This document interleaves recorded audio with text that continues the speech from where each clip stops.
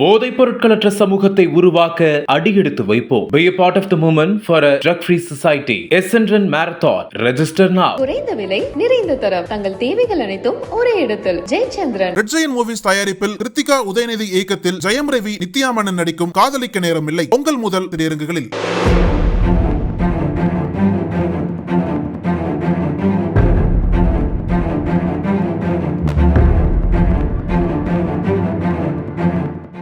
ராணிப்பேட்டை மாவட்டம் அசனல்லிக்குப்பம் பகுதியைச் சேர்ந்தவர் பழனி.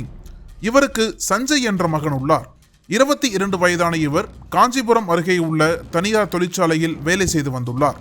அதேபோல் சஞ்சய் வசிக்கும் அதே பகுதியைச் சேர்ந்தவர் 29 வயதான குமரேசன். இவரும் காஞ்சிபுரத்தில் உள்ள தனியார் தொழிற்சாலையில் தான் வேலை செய்து வந்தார். இவர்கள் இருவரும் ஒரே ஊரைச் சேர்ந்தவர்கள் என்பதால் சஞ்சயும் குமரேசனும் ஒன்றாகவே வேலைக்கு சென்று வருவது வழக்கம்.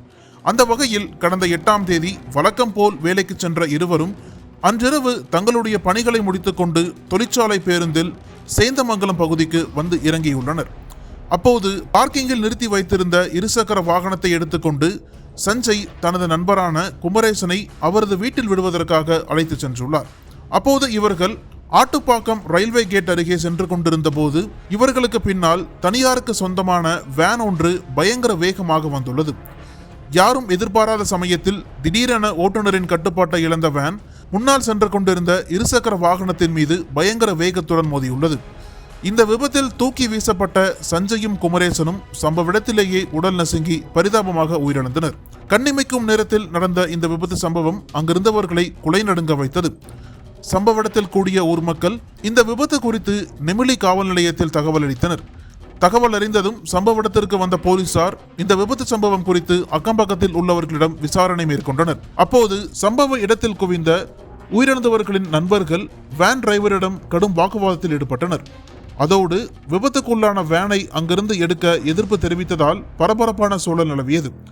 அதைத் தொடர்ந்து உயிரிழந்த சஞ்சய் மற்றும் குமரேசன் ஆகியோரின் உடல்களை மீட்டு பிரேத பரிசோதனைக்காக அரக்கோணம் அரசு மருத்துவமனைக்கு அனுப்பி வைத்தனர். பின்னர் இச்சம்பவம் குறித்து வழக்கு பதிவு செய்த போலீசார் இந்த விபத்துக்கான காரணம் குறித்து விசாரணை மேற்கொண்டு வருகின்றனர்.